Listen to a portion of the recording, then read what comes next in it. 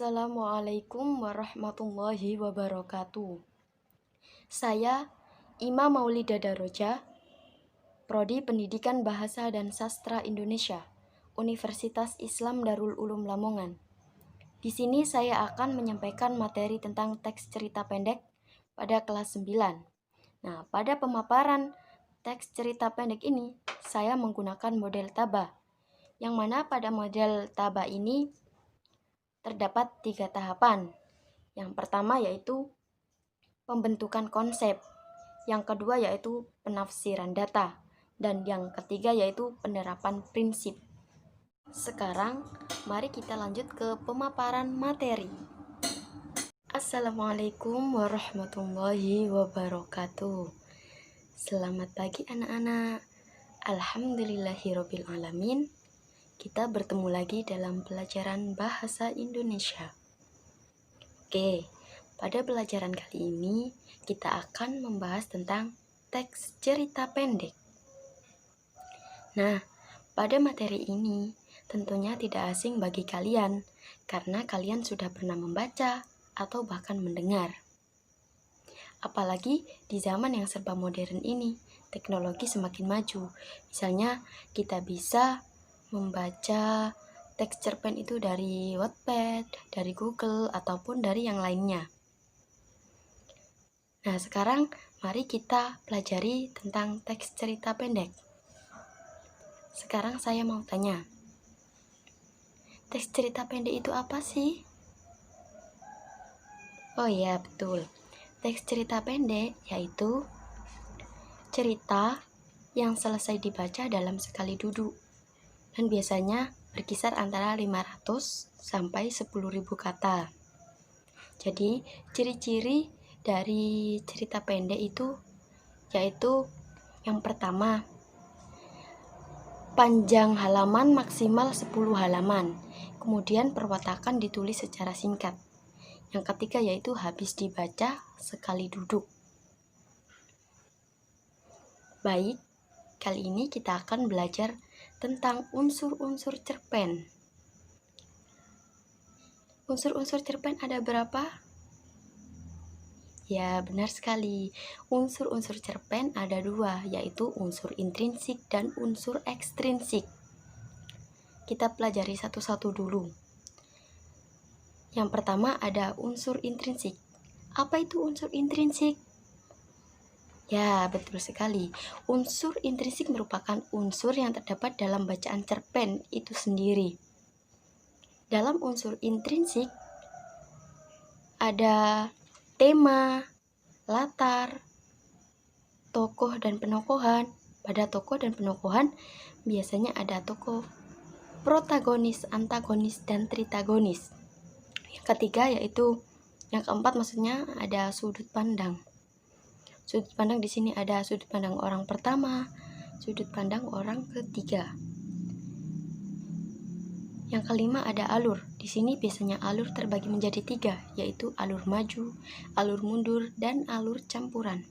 Yang terakhir ada amanat. Amanat di sini merupakan pesan yang ingin disampaikan pengarang melalui teks cerita pendek tersebut. Sekarang kita akan beralih ke unsur ekstrinsik. Unsur ekstrinsik itu apa? Ya, betul sekali. Unsur ekstrinsik merupakan unsur yang terdapat di luar cerita sebagai pendukung cerita, di mana pada unsur ekstrinsik terdapat bahasa. Misalnya pada penggunaan bahasa daerah ataupun bahkan bahasa asing. Kemudian ada latar belakang pengarang. Dan yang ketiga yaitu ada nilai yang terkandung dalam cerpen. Nilai yang terkandung dalam cerpen terbagi menjadi 3, yaitu nilai moral, budaya, dan agama. Baik, kita akan belajar lagi tentang struktur teks cerpen. Dalam struktur teks cerpen ada berapa? Ya, benar sekali. Dalam struktur teks cerpen ada 3. Yang pertama yaitu orientasi, di mana orientasi merupakan bagian pendahuluan dari sebuah teks cerita pendek berupa pengenalan, baik pengenalan sifat tokoh, tempat, peristiwa, maupun suasana dan alur cerita. Nah, kemudian yang kedua anak-anak, di sini ada komplikasi. Yang mana pada komplikasi ini isinya konflik atau masalah yang muncul. Nah, yang terakhir ini yaitu ada resolusi. Yang mana resolusi merupakan bagian pemecahan masalah atas konflik yang ada dalam cerita. Baik, sekarang Ibu akan membacakan sebuah cerpen, kemudian ayo kita analisis bersama-sama. Judul cerpennya yaitu Gadis Penjajah Tikar. Suasana kebun raya Bogor dipenuhi dengan pengunjung laki-laki, perempuan, maupun orang tua. Mereka ingin menikmati suasana malam dan menghilangkan kejenuhan. Seorang anak kecil tiba-tiba datang. Dengan pakaian sederhana, ia menjajakan tikar dari plastik kepada para pengunjung ke pengunjung lain. Ia terus menawarkan tikarnya. "Pak, mau sewa tikar?" katanya pada Pak Umar. "Bagaimana kalau Bapak ambil 30.000 rupiah?" tanya Pak Umar lagi. Gadis itu diam sejenak. Kemudian ia pun berkata, "Baiklah kalau begitu. Silakan pilih, Pak." "Kamu sekolah?" tanya Pak Umar. "Sekolah, Pak. Saya kelas 4 SD, jawabnya. "Mengapa kamu menyewakan tikar plastik ini?" tanya Pak Umar lagi. "Saya harus membantu ibu saya," jawab gadis itu. "Kemana ayahmu?" Pak Umar bertanya lagi. "Bapak telah lama meninggal dunia. Untuk itu, saya harus membantu ibu untuk mencari uang," jawab gadis itu pelan. Mendengar cerita gadis tersebut, Pak Umar merasa terharu. Diambilnya beberapa lembar uang 20 ribuan, lalu diberikannya kepada gadis kecil itu. "Pak, maaf, saya tidak boleh menerima uang jika tidak bekerja," katanya sambil menggeleng-gelengkan kepala. "Mengapa?" tanya Pak Umar heran. Kata ibu, "Saya boleh menerima uang kalau memang hasil bekerja." "Begini saja, kalau memang harus bekerja, sekarang bantu Bapak beserta keluarga. Tolong kamu bawakan rantang ini. Kita akan makan bersama di bawah pohon yang rindang itu," kata Pak Umar ramah. Pak Umar dan keluarga menuju ke bawah pohon yang rindang tersebut. Mereka pun menggelar tikar plastik yang baru saja disewanya. Gadis kecil itu pun diajak untuk makan bersama. Nah, sekarang mari kita analisis bersama-sama. Pada cerpen tersebut, yang termasuk orientasi yang mana ya? Ya, betul sekali. Yang termasuk orientasi yaitu pada saat suasana kebun raya Bogor dipenuhi dengan pengunjung laki-laki maupun perempuan. Nah, sekarang yang kedua yaitu komplikasi. Nah, yang termasuk komplikasi itu yang mana ya?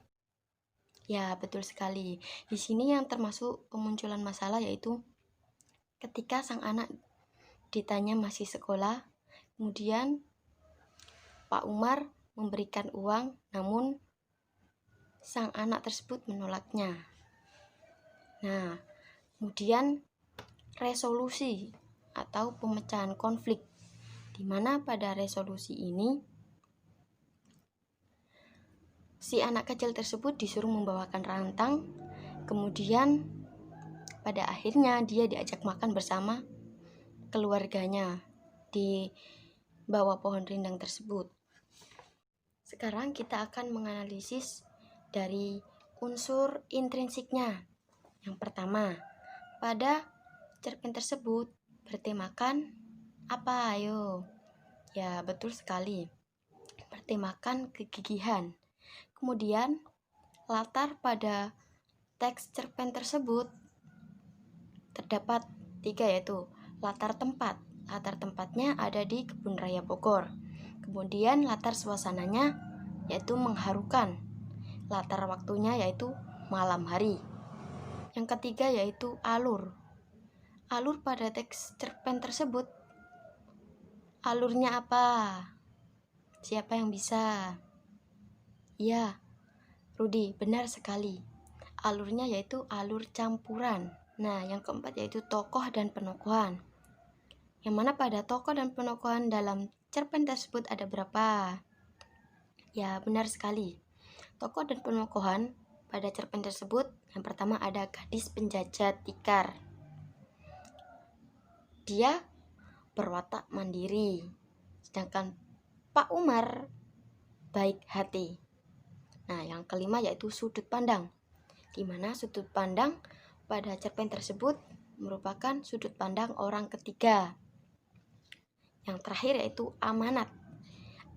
Amanat adalah pesan yang ingin disampaikan. Nah, pesan yang ingin disampaikan dari cerpen tersebut yaitu bersungguh-sungguhlah kamu dalam mencari rezeki, namun jangan lupakan untuk mencari ilmu. Nah, sekarang kita berlanjut ke unsur ekstrinsik, yang mana pada unsur ekstrinsik dalam cerpen tersebut ada nilai moral. Nilai moral pada cerpen tersebut yaitu ketika sang anak diberi uang, beliau tidak mau karena ingat pesan ibunya. Kemudian yang kedua yaitu nilai sosial. Nilai sosial pada cerpen tersebut yaitu Pak Umar berusaha untuk memberikan uang, namun dengan cara menyuruhnya untuk membawakan makanannya ke bawah pohon rindang. Nah, sekarang kalian kan sudah dapat menganalisis baik dari struktur cerpennya maupun unsur pembangun cerpen. Sekarang Ibu memberikan tugas kepada kalian semua untuk membuat cerpen. Cerpennya bebas. Misalnya bisa bertemakan keindahan alam, kehidupan sehari-hari, atau bahkan bisa tentang yang lainnya. Nah, itu saja yang bisa saya sampaikan. Apabila ada salah kata, saya mohon maaf yang sebesar-besarnya. Stay safe, stay healthy. Assalamualaikum warahmatullahi wabarakatuh.